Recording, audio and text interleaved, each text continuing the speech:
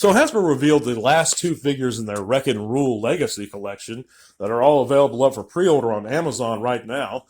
One being Twin Twist, I believe, the Drill Jumpstarter, a Diaclone recolor of him, and Bulkhead, which was revealed Thursday. And that Bulkhead features a little bit of brown camo paint. To me, you could do it yourself, a little bit of Citadel.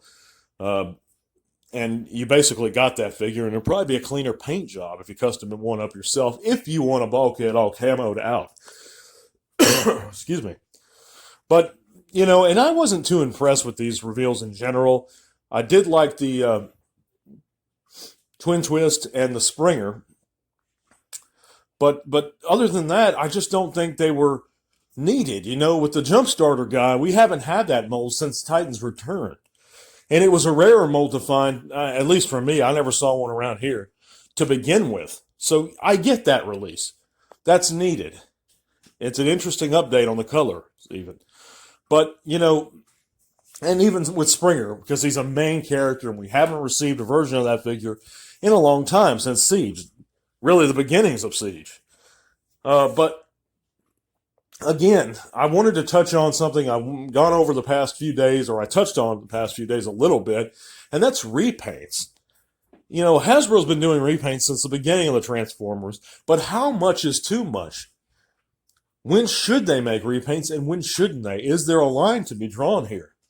I understand them going after the quick almighty dollar, and repaints are a way to make money easily without spending too much or going over their budgets. However, it gets to a point where it's a little bit ridiculous, in my opinion. And, by the way, though, you guys, there's a bunch of great links in the description below. I'd love for you guys to check out those things. All kinds of cool stuff down there. You can check out my buddy Jed Smith's music in the links below. Very talented musician. You can also check out our latest Patreon supporter and his channel, because if you're like me, you might have problems falling asleep. Well, if you listen to Relax and Calm Station, you won't. You can have the soothing sounds of nature, or just doing it or playing it while you're studying or while you're just chilling. It's a great way to fall asleep and help focus even. That's Relax and Calm Station. But we'd like to thank him being our newest Patreon supporter and shout him out and his channel out. All those links you can find in the description below. Also, as well, you can follow us on Twitter, join our Facebook group, and visit our Patreon. And you're listening to the Transformers Talk Raw podcast, by the way. Thank you guys so much for being here and listening on this Saturday. But back onto the subject. We've always had the Seekers, and they were constant repaints. We had the Dotson brothers, Blue Streak and Prowl, and even Smokescreen. We had tons of repaints, but they were always original characters, and they were always a part of Transformers history, those certain characters. But when they needlessly color someone and just call him something else, which they've been known to do so many times, it's a non-character. And those characters are sometimes not even a part of Transformers history, historically at all. So I guess that's redundant. But and that's the time I'm out when it comes to repaints. Now, then you get with guys like Artfire, or girls. I don't know if it's supposed to be a guy or a female, but either way, and Minerva, characters like that, which are purely Asian market characters. They were never released over here in the Western market. I have no attachment personally to those characters, which is why I passed on them. Yes, they may have been G1 and part of G1 originally, but they're not my G1. I don't know them. So people sometimes get offended at me when I tell them I don't care about those characters.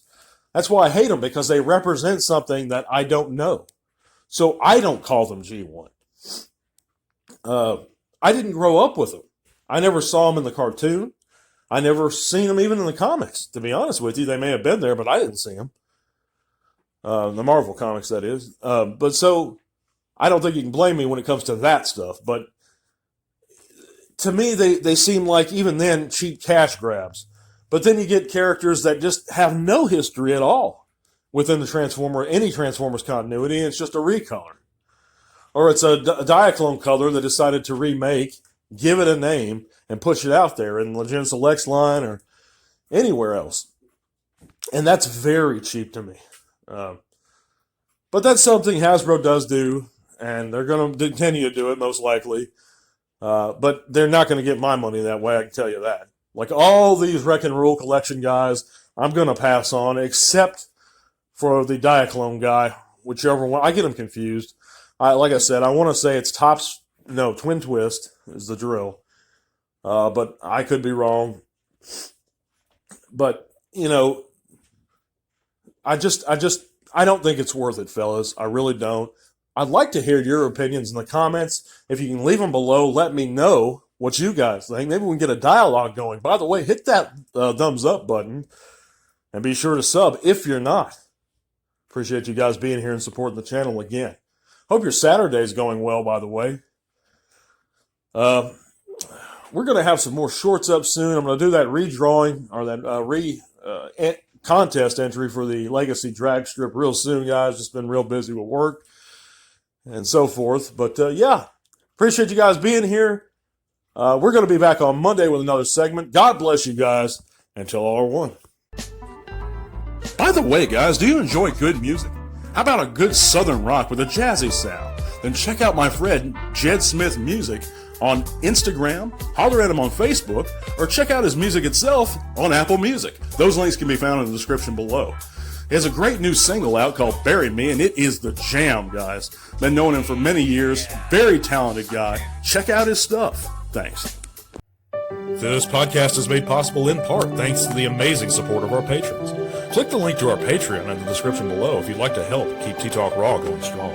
Thank you.